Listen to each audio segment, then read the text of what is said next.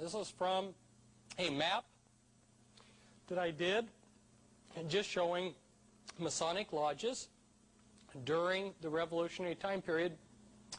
The Freemasons were the ones who planned and carried out a large share of the American Revolution, and 33 of the 35 signers of the Declaration were Freemasons.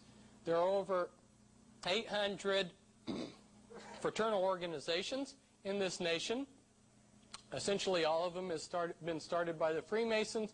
Many religious groups and religions have been started by the Freemasons.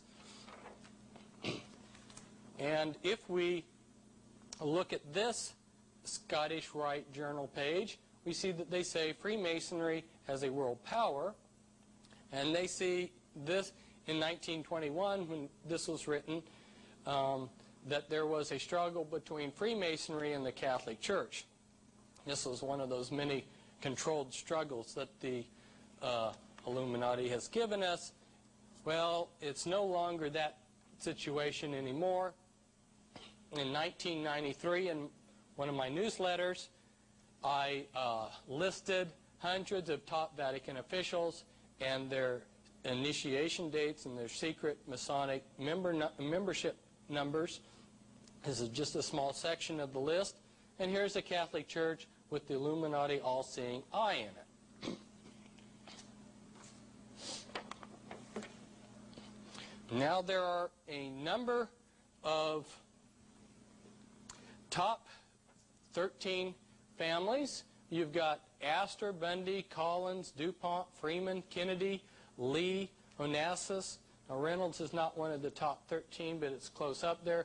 Rockefeller, Rothschild, Russell, and then you've got your 13th Illuminati bloodline, which is the Merovingian bloodline, which believes that they are descendants of Christ and descendants of Lucifer and the House of David. And you've got the Van Dyne family. So these are your top Illuminati families.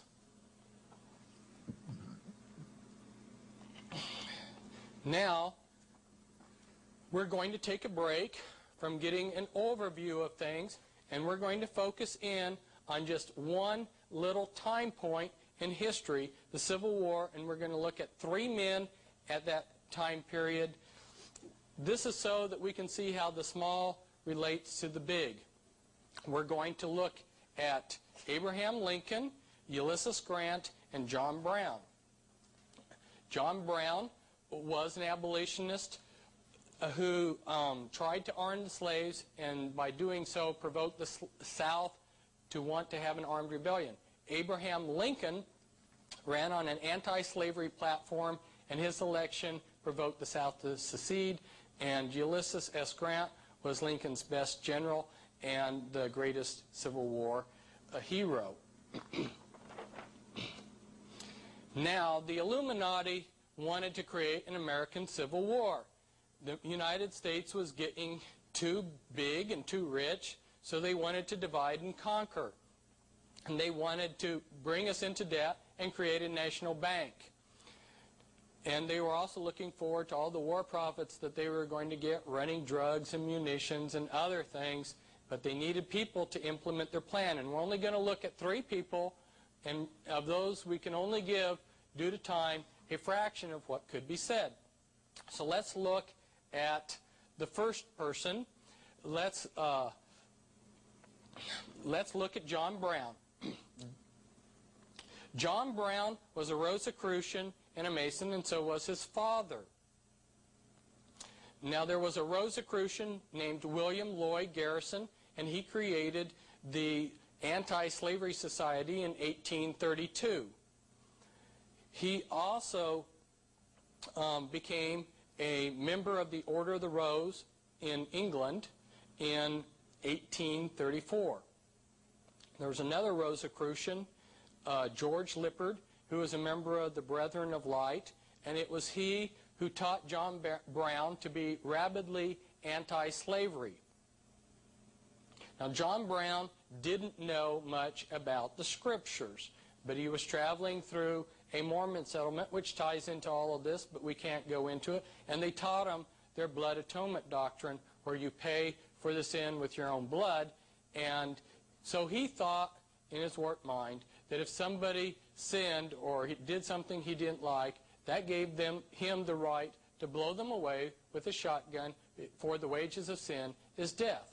John Brown was a murderer, and so was his sons. But he was a common man. He only became what he became because he had a conspiracy behind him. Now, there was a club, the Bird Club, that met in Young's Hotel in Boston, Massachusetts.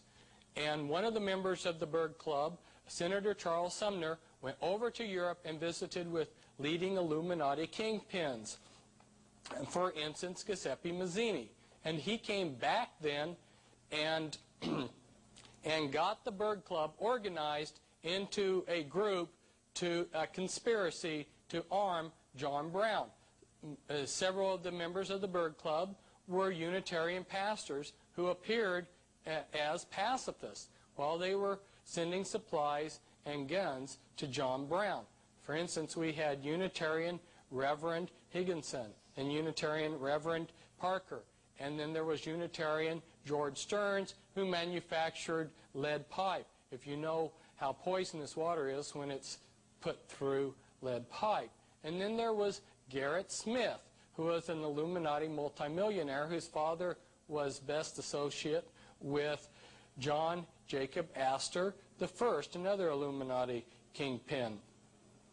And then they not only set up this secret group to help John Brown, but they pulled their establishment media in line, and so groups like, papers like the New York Times, who had Karl Marx as their correspondent, built John Brown up into a hero.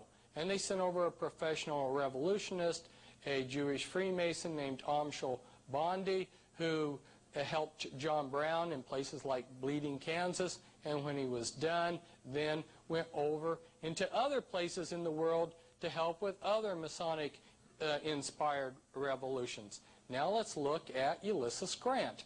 Ulysses S. Grant was born and named Hiram Grant.